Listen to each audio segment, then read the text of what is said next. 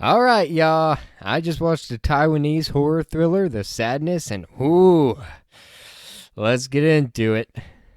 All right, so what I want to talk about right off the bat are the characters. You want to know why they're going first? Because they're forgettable, and I'm already forgetting them.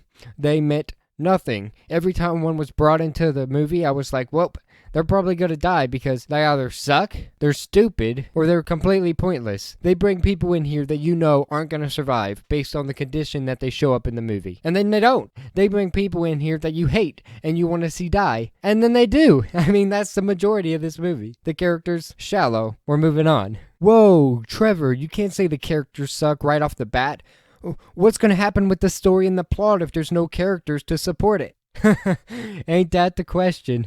Because it sucks. There's barely any story, there's barely any plot, and it's not anything that we haven't seen before. It kind of feels like the Rage virus mixed with the Red Eye virus from Mayhem. So, the virus from 28 Weeks Later mixed with the one from the Mayhem movie. And that's what we got here. So basically, if you've watched any type of zombie movie in the entirety of your existence, you kind of know what you're going in for. The only difference is, instead of being slow, really stupid zombies, these are still people with, thoughts and some form of intelligence. They're just, crazy, angry sex fiends, basically. That's what you got here. A bunch of crazy, angry sex fiends that use the whole capacity of their strength at all times. Lovely.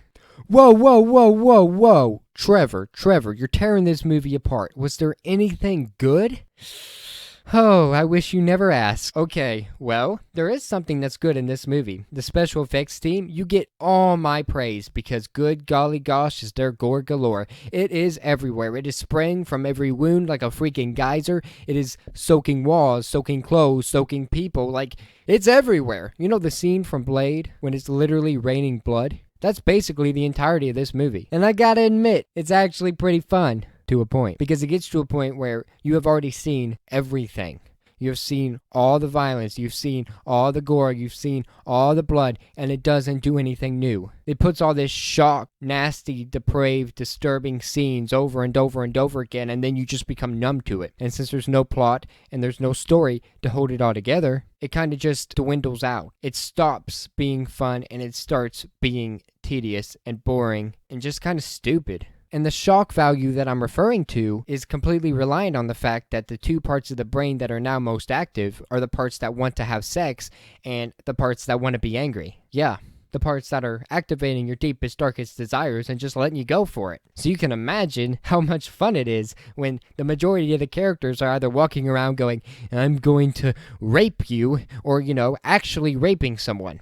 There's literally a scene where these nasty, zombie, disgusting people are having one of the grossest bloody orgies that I could ever imagine, and I never wanted to imagine, and I never wanted to see. It's disgusting, it's disturbing, and it has no weight. That's my biggest problem with this movie. It throws sexual assault at the screen over and over and over and over again, as if it's like a normal thing. It doesn't hold any type of weight. That's stupid. Why have a movie with all this disgusting stuff? Just so you can have a movie with all this disgusting stuff? Is the whole point of this movie just so you can see how much depravity you can put in a single film?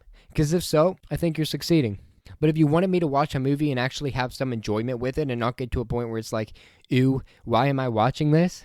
Then you failed. Because this movie is disgusting. This movie is stupid. It's not satisfying. The ending is open-ended. There's nothing really in this movie that made me go, wow, that was clever, because it wasn't. It's like everything I've seen before put together and made 10 times worse. So thank you for this movie. I'm really glad that it's considered above average, because the gore effects itself are above average. But the story, the characters, the plot are so freaking weak that I didn't have any fun with it. So do I recommend this movie? No. If you like stuff that's absolutely disgusting and you want to be disturbed by gross, stupid things, go ahead and watch it. You might have fun. But if you want a movie that has something disturbing but also has a reason for it and some kind of consequences behind it, you're not going to get that here. This isn't Old Boy. This isn't I Saw the Devil. This is generic filth.